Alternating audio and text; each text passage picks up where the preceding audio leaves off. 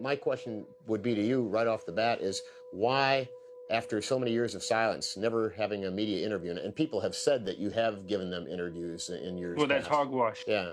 That's strictly hogwash. So we're saying I'm constantly told that I'm misquoted constantly, saying that I said this and I said that, and it's not happened. So it's pretty well established on this. This is the first time you're speaking publicly about your case.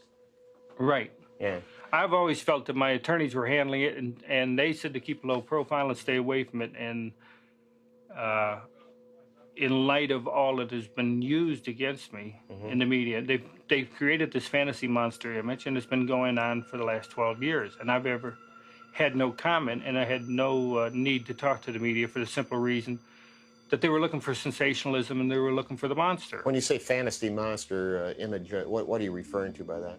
Well, the idea that I'm a homosexual thrill killer and all that garbage, and they painted this image of me that like I strolled down the streets and stalked young boys and slaughtered them.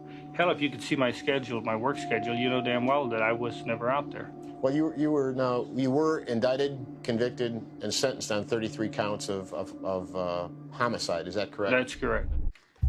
Fix that. Yeah, I was going to ask you, insofar as sound goes, if I'm down with my head, does that hurt your sound quality? No, it's okay. Just try not to move around too much. Please. If you break into song, give him a cue. No, I ain't going to break into any song.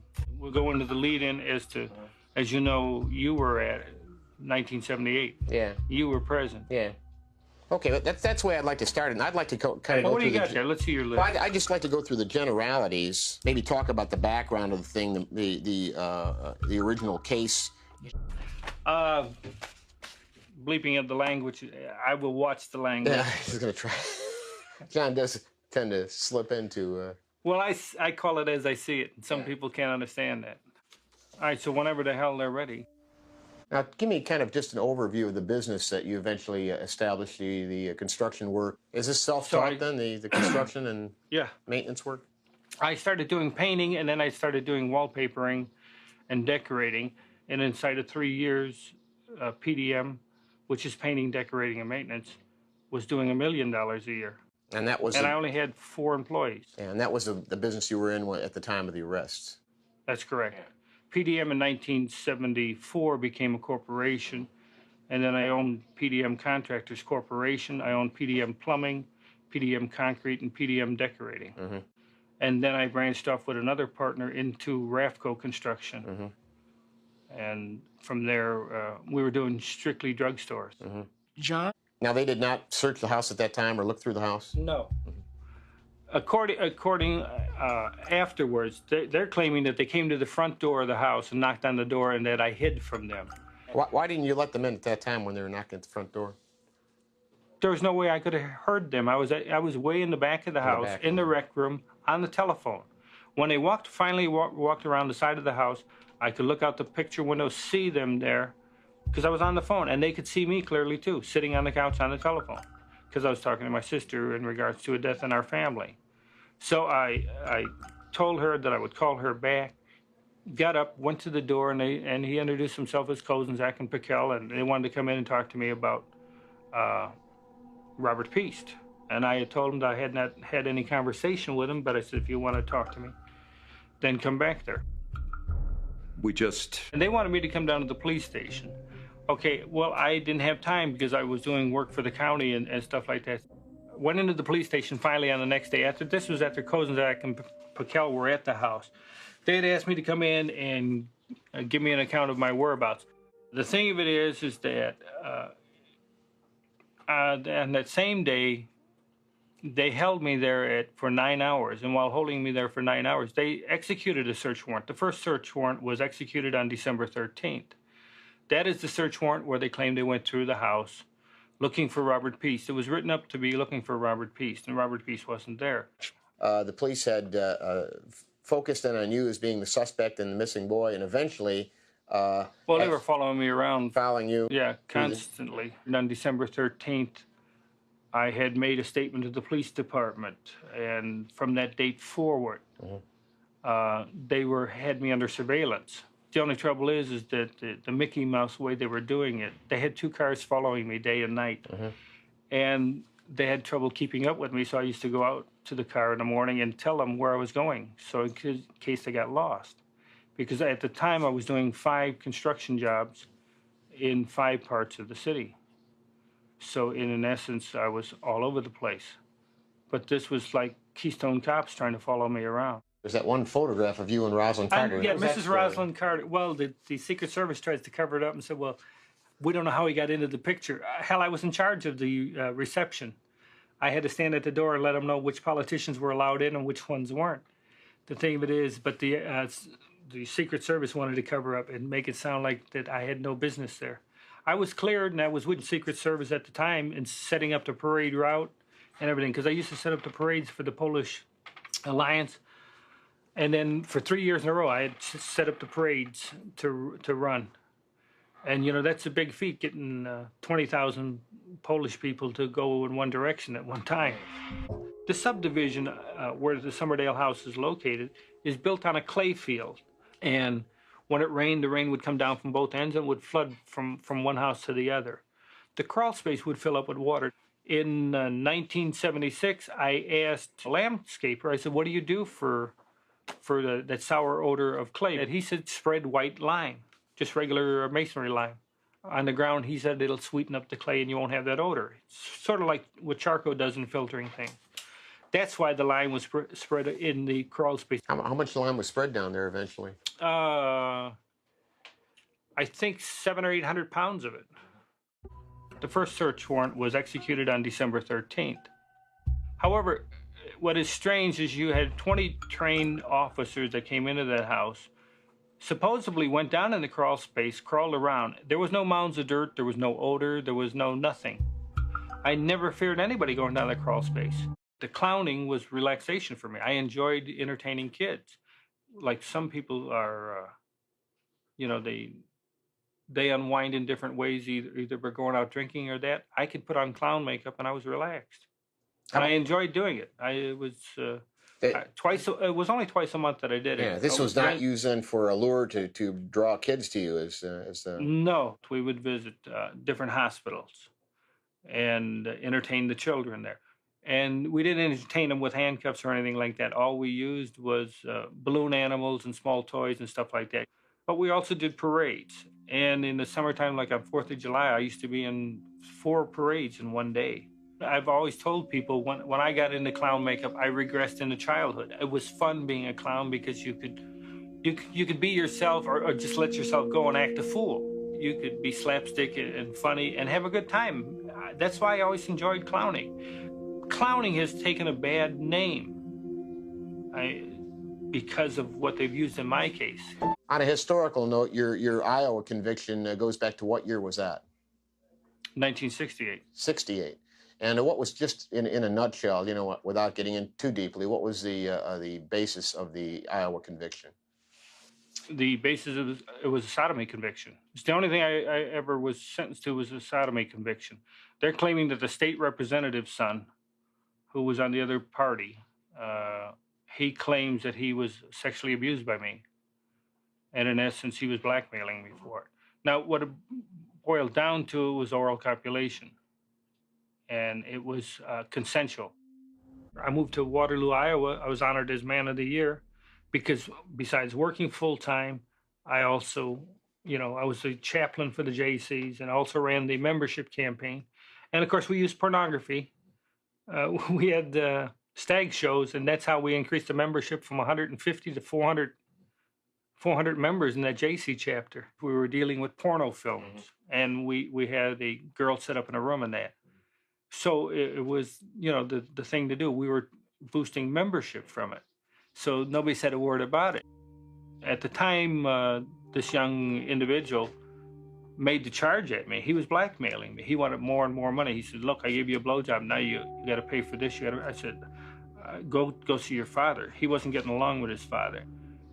But they came down heavy on me. How about your dad, John? You had mentioned that you could never really please him, that he had talked of you. And I did not hate I didn't hate my dad either. But you did have a hard upbringing with him, did you not? My dad came from the old country, Limited education, but he was a good provider and with strong will and strong views. He was also an alcoholic, sorry to say. Was he abusive? Did he strike out at you from time to When time? he drank, he was almost like a different person. My dad struck all of his children all the time. Yeah. When you paroled out, where did you establish your residency? I was under the interstate compact. I was paroled back to Illinois. Mm-hmm. And you went to Springfield first, did you not? No. No? Directly to Chicago. Directly to because Chicago. I had a job working at Bruno's restaurant. That was a requirement of interstate compact transfer. You had to have a job and a place to stay. I moved in with my mother in the condominium. My dad had just passed away, so I lived with my mother. Okay. And worked at Bruno's as a chef. When I first got out on parole, for the next 2 years, I stayed with Bruno's restaurant, Mm-hmm. and I worked for them. But on the side, I used to go in at 4 in the morning and get off at 2 o'clock in the afternoon. And to me, that was too short of a day, Mm-hmm. not enough work. So I started doing odd jobs painting. Mm-hmm. And I found that on the weekends, the afternoons and the weekends, I was making more money than I was as a chef, Mm-hmm. even though I was getting 12 something an hour. Mm-hmm. I borrowed $600 from my mother, and through odd jobs, I left the chef business. I owned PDM Contractors. PDM was able to work 52 weeks out of the year, while most construction companies shut down for the winter.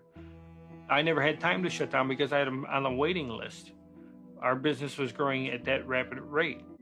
That Summerdale house was rented to PDM Contractors. Mm-hmm. And like the living room was the front office. Mm-hmm. The dining room of that house was like a boardroom because it was an 8 by 10-foot table with big captain chairs, because we use it as a boardroom for meetings. John, the media has called you a homosexual killer. What is your position on homosexuality? I have nothing against it. I'm an outspoken liberal. I don't care for the labeling.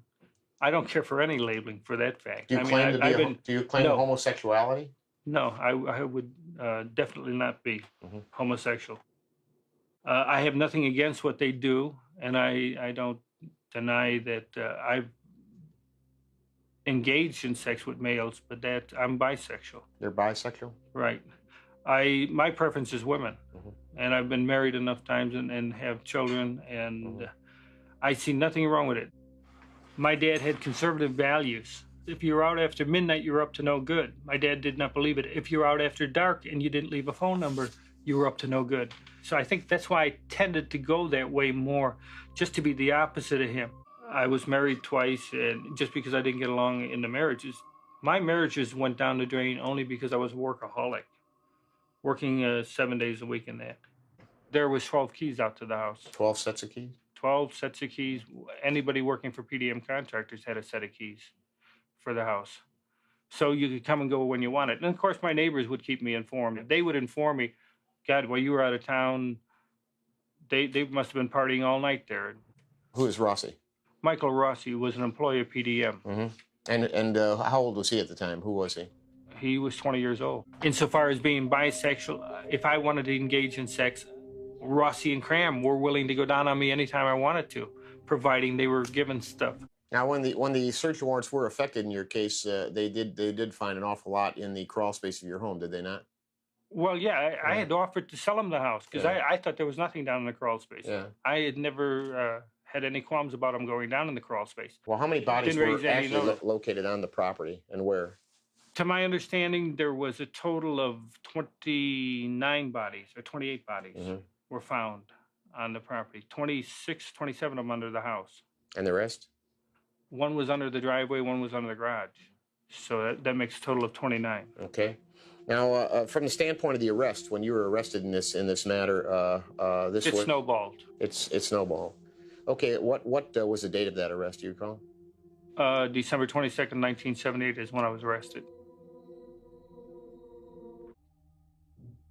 The rope trick is not the way I've described the rope trick is it's nothing more than a tourniquet. And I had explained it to them. I even demonstrated it to them. It would cut off the air.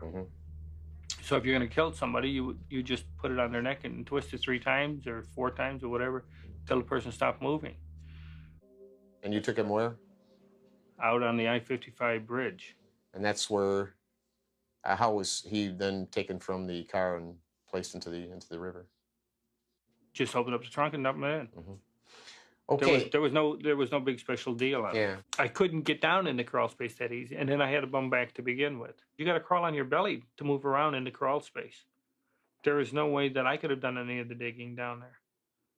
I had enough trouble just getting down there. Gregory Godsick, let's see, number 4. Gregory Godsick had come to work for me in according to this, 1976. He came to us through Taft High School through a program. He had worked for Republic Lumber Company, and then he came to work for us. And I'm not the monster image that's been portrayed of me. And the only way you can make a monster image is to make it look like I stalked the streets and picked up altar boys off the street. You know, they want to make them look like innocent babes in the woods, and I was swatting them like flies. My encounters were always by happen chance. If you pull up at a stoplight and there's somebody standing there waiting for a bus, if you give them a ride, if you ask them whether, you know, do you get in anything or you want drugs or something like that, that's how it happened. Always happen chance encounter. A number of, 3 or 4 psychiatrists, psychologists interviewed I you. had 13 of them. There was 6 for the defense and 7 for the state. Yeah, what was the state position doctor, of the defense psychiatrists? What did they feel your problem was? What did they come up with from the standpoint of... what the hell is it? God, I can't remember offhand. Borderline personality, antisocial behavior. I don't see how anybody can be antisocial when you were involved with the public as much as I was. How about the multiple personality issue? Oh, the multiple personality came out of Dr. Reifman and Hartman. These 2 clowns from the Cook County there. They came to see me the first time. I said, "Do you want to talk to John Wayne Gacy, the politician, the clown, the family man, or the businessman?" The next day, I see it in the newspaper. Gacy has 4 personalities. I think one of the headlines said I was a homosexual mass murderer, confessed mass murder. There is no confession, and we offered. I offered as much as $10,000 if you can produce a confession where I confess to a crime. The time that I was interrogated by the police officers, there was no stenographer, there was no tape recording, there was no videotaping. Nothing was ever taken down, yet everywhere you'll see there's 5 confessions by John Wayne Gacy. Now, if I confessed to something, then why wasn't it videotaped? Why wasn't it recorded? Why wasn't a stenographer brought in, had it written up, and have me sign it? There is no confessions in this case. What I did not know about this insanity defense is that in the state of Illinois, when you plead not guilty by reason of insanity, you're saying that you committed the crime, but that you were insane at the time. So it's not a question of innocent or guilt anymore. What they're trying to do is your whole trial now becomes an insanity trial where you're to decide whether a person is sane or insane. John, how about Tim McCoy, the last one of the 5 that you say you have personal knowledge of? Tim McCoy, even though he's the last one, he's the first one. He's the first one, actually. Right. The first of the 33. Tim McCoy was the first one, and Tim McCoy's name wasn't put on him until 1988. Prior to that, he was known as Unknown Number 9, and he was buried by me in the crawl space. That's the only knowledge that I have of it. What was the circumstances of that? He was killed in the house in self-defense. And who killed him then? I stabbed him. Yeah, and it was an issue of self-defense. Why was he in the process of assaulting you, or what? He was coming at me with a knife. I just took the knife away and twisted it in his hand, and that's what killed him. So at that point, you yourself did bury him then in the crawl space. Right, and if you notice, he's under concrete. Did you bury any of the others in the crawl space? No, I had nothing. I had no knowledge of them. Yeah. Well, why is it that your first one is there, and then 20-some others are buried down there as well? Did somebody know that you had done this with the first one, to giving them an idea? More than likely, when drinking and getting high with the others, yeah. Admitting it to them. So you feel others then followed your suit in using this as a burial ground? Without a doubt. Yeah. Just want to highlight on John Zick. You know, they want to make such an issue over John Zick and his disappearance. I think he was killed for his car, personally. And your personal knowledge of the Zick case then is my personal knowledge of the Zick case is that I had come home and Zick and Rossi were at the house. I had a few drinks. I went to bed. When I woke up the next morning, Rossi was sleeping on the couch and Zick was dead on the floor. I went about my own business, and he was gone later on. And where did he go? Where did he end up? I assumed he ended up in the crawl space. Did you see him being transported down there? No, wasn't present. Didn't do the transporting. But when he was dead on the floor? He was dead on the floor, yes. And did you have conversation with anybody about that? No. In other words, I just kept my mouth shut because I didn't want to get involved. My idea was to just stay out of it. John, let's step back to your childhood. What was your state of health as a child? At the age of 10, I was told I had a enlarged bottleneck heart. Okay, and so I had a tendency to pass out a lot. How about childhood illnesses? Did you have accidents rather? Any sort of I was injuries or accidents? When I went to the other vocational school, when I first went to the vocational school, I got hit with a park swing in the side of the head, caused a mastocyte. At what age was that? Approximately. 14, I believe. Got hit with a swing? Were you unconscious? Yeah, I was taken to a medical clinic. That was at the time. That's when I started seeing that I had epilepsy. Did you have any episodes of seizures? Seizures. Yes, seizures were. According to the doctor, they claimed that when I have an epileptic seizure, I had 800 times my own strength, or 800 pounds of strength. Had you ever been sexually abused by anybody? At the age of 9, there was a contractor. Building contractor? Building a house next door, and he used to pick me up and take me for rides, and always wanted to show me wrestling holds with always putting my head in between his legs. But at the time, I did not look at it as sexual. He was showing me wrestling holds where my head was always constantly pinned between his legs or under his legs. I was 19 when I ran away, and that was in 61. I went to Las Vegas for 3 months. Took my car and left. Yeah. I worked for Palm Mortuary, being the night man, picking up bodies at the hospitals and stuff for them. I worked as a night man only. I did have nothing to do with the bodies. All this talk that I slept with the dead ones or had sex with dead bodies, there is no truth to any of that. You did live in the mortuary. I lived in the mortuary, yes, but not in the embalming room. I mean, they make it sound like, I slept in the crypts with them. And I never climbed into a coffin or anything like that. That is so damn ridiculous. It's the same thing. The contention is that I slept all night with Robert Peace. If you want to say I slept in the same house with a dead body, okay, fine, I'll buy that. But in the same room, no. And besides, the dead won't bother you. It's the living you got to worry about. I felt things were going to work out because I knew that I didn't do the killing, and I thought it would come out in the trial.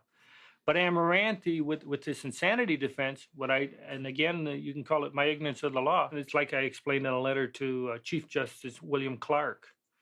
The evidence-based is on the theory that the more sensational a case is, the more crazier it sounds, the insanity defense would work. And I still think it was stupid. I think that they did a disservice to me, and they did a disservice to the victims. And you know what people don't understand is I feel I was wrongfully convicted for 33 murders, and it was only because of sensationalism and ego. The Des Plaines police did a sloppy investigation. This is, it may not be the correct way of wording it, but the thing of it is that they had other suspects, and they had tunnel vision in to say, it's Gacy's house. It's easier to put everything on Gacy. Yeah, your paintings have improved over the years. I think we've seen some... I think I've learned from each one of them. Yeah. I guess it's the same reason why I relate to Michelangelo, because he was a workaholic, and Leonardo da Vinci. People always ask me who my favorite artists are and why. And I did not know that Michelangelo was homosexual. It doesn't make no difference to me. He was a workaholic. He was a sculptor. He was a painter and did a lot of other things. Da Vinci was an inventor in that. And of course, in my life, I've done painting, decorating, wallpapering. I've done mural work, you name it. As you know, I'm a bug about record keeping. all of my business records confirmed where I was, who I was with, what hotel I stayed at, what meals I ate. Everything was in the files. And all of those files on December 29th of 1978 were confiscated by the Des Plaines Police Department. And those files there alone could have proven that I wasn't in Illinois when 16 of these murders, when they finally set the dates as to when these murders occurred. Now, you did say that you never painted yourself as the innocent babe in the woods. We're going over the same thing. Yeah, we're not going to go into basically, no. But I mean, the point is if you feel that you're not covering up your part of the crimes, but at the same time you open up the thought that others were involved, would you be willing to cooperate with law enforcement people today to avail, say, the materials that you have amassed and to more or less pursue, if in fact there are others that are on the streets that have been involved in these murders? Would you be willing to cooperate and to assist to pursue that to the ends of bringing others to justice? Would you be willing to do that? I got no qualms about that, but what I don't understand is why wasn't it done to begin with, Bob? The thing of it is, they want you to believe that I and I alone committed these murders, and I had nothing to do with the murders of anyone. If anybody was involved, then how many people are we talking about beside yourself? We believe there was 4 people involved, and that would be Michael Rossi, David Cram, Philip Paskey. Here we've got a Philip Paskey who had a newsletter going on at the Cook County Jail. And here he is involved with a guy named John Norman. And John Norman was running Boys for Hire. They were making snuff films with young boys. To me, they were pimping them off. They were selling them. There was a crossover when we checked into John Norman's background that he goes all the way back to the early 70s, involved in, he ran the Norman Foundation. He run Epic International and the Odyssey Foundation out of Dallas, Texas. And these were organizations where wealthy men could hire young boys for sexual weekends, male prostitution. Had you ever met Norman? Have you ever had any contact with Norman? I have yet to see a current picture of him, and therefore I'd had to say no. Phil Paskey may have been with him at one time or another because, see, again, I came home from out of town at times, and Phil Paskey would be at the house drinking beer or something like that. David Cram is the one that brought Phil Paskey in, because Cram, when he didn't want to do nothing. He got a hold of this guy and said, well, this guy can get you somebody for sex. I have a lot of things that I've forgotten that I can't remember. For instance, I can go back to my childhood and stuff and I still remember that, but yet I can go into the 70s and there are a lot of things I can't remember. The same thing with the victims. I've looked at all of, I don't know if you notice here, we got pictures of every one of the victims here. And believe it or not, for the last 12 years, I've studied these photos of the victims. And there is no, we have a shot of all of the victims together here. And when you look over at the photos, I have no recollection of any of them, never met them. And we've gone over this more than once. They're just names and faces. And when you look at them, the thing of it is, we took it a step further. We went into their backgrounds. I wanted to know where they were at, what schools they attended, who they hung out with, and what kind of activities they were into. And that's what we dug up on each one of the victims. But still, there is no association. None of them never worked for me. None of them, they never went to any places that I ever hung around, because I didn't hang around that many places unless you were involved in politics or if you were involved in clowning, then I might have ran into you. But there's no way I could have run into any of them. They've got all that jewelry that doesn't belong to the victims. They've got the 2 clown suits that don't belong to the victim. Just like I consider myself the 34th victim, I consider the families victims as well, because they did not get justice from the shoddy investigation all the way down through. As I told you, when the FBI first came in to check on me, you said that you were kept out of the case back in '78, and that was only because of egos. They did not want a professional coming in and doing an investigation. So they did their sloppy investigation and let it slide that way. You see, everybody was so excited about the large, massive case, and everybody was looking with their egos as to how they could close this thing up. And you know the only one that they really hurt? You've had the victim's family vent all their hostility towards me, and they think I'm the monster that killed their son or took out their son and stuff like that. When in fact, most of them don't even have the remains of their own sons. And you know, that's another thing everybody misses from this, is that the victims' families are not aware that in a lot of the cases, they don't even have the remains of their own sons. Because Dr. Stein never turned over the whole body, and they took the heads off of each one of the victims. So when you turn over the remains to a loved one's family, they don't have the whole body. What do you actually feel that my case has been thoroughly investigated? I think, John, in a case like this, and I find this in many major cases, that things are at the time of the case are done rather hastily because of the fact that you know, there's pressure on. Yeah, but that's a political answer. I know. Yeah. I don't want a political answer from you. I want a basic answer. Do you actually think that the investigation of my case has been done right? I believe in your case that there should have been more focus on others, as there should have been others checked out a little more thoroughly. That's the belief I've developed over these years. Yeah, I just think that we're kind of wrapping it up here. I think we accomplished something today. Certainly we put something down on tape that has not been said. My feeling as a career law enforcement officer is that if John Wayne Gacy is guilty, then he should be punished. If John Wayne Gacy has others involved, then they should be brought in, they should be punished. Basically, I believe in total investigation and total justice, and that's really what I've been looking for all along.